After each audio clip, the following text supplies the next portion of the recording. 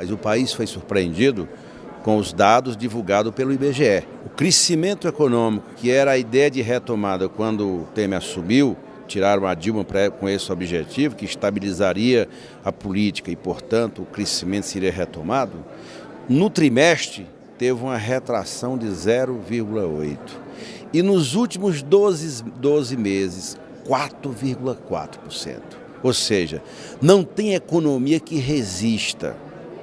Isso significa que o Brasil está numa recessão duríssima, o emprego caindo e, principalmente, uma retração ampla, geral e restrita no investimento público. Você não retoma crescimento com emprego se não aumentar o investimento público. O que é que faz o governo? Corta o gasto. O gasto, na maioria da parte dele, é investimento. Você tem que ter crédito no mercado para as pessoas investirem. O governo está paralisado e a sensação é de desgoverno. É uma sensação muito ruim, por isso que a economia brasileira está derretendo. O cenário internacional já tinha se agravado, já dava sinais lá atrás de que a crise atingiria o Brasil.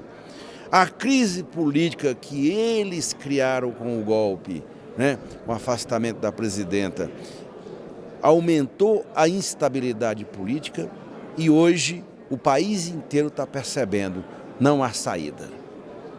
O único caminho possível era retomar o investimento público, refinanciar a dívida das empresas. Aliás, o BNDES, ao invés de financiar as empresas, está devolvendo para o Tesouro 100 bilhões de reais. Esse recurso deveriam financiar as empresas que têm investimento no exterior. E aqui não tem retomada do crescimento sem o Estado indutor, no sentido de fazer o planejamento e induzir a retomada do crescimento da economia brasileira, que passa evidentemente pelos investimentos.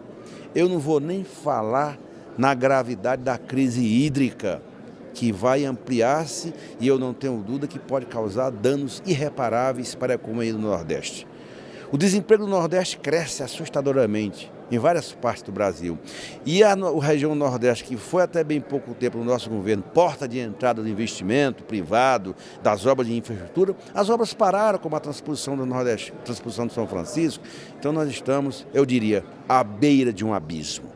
Porque as medidas que a equipe econômica está tomando não sinalizam nada de retomada. Só fizeram uma coisa, PEC do teto.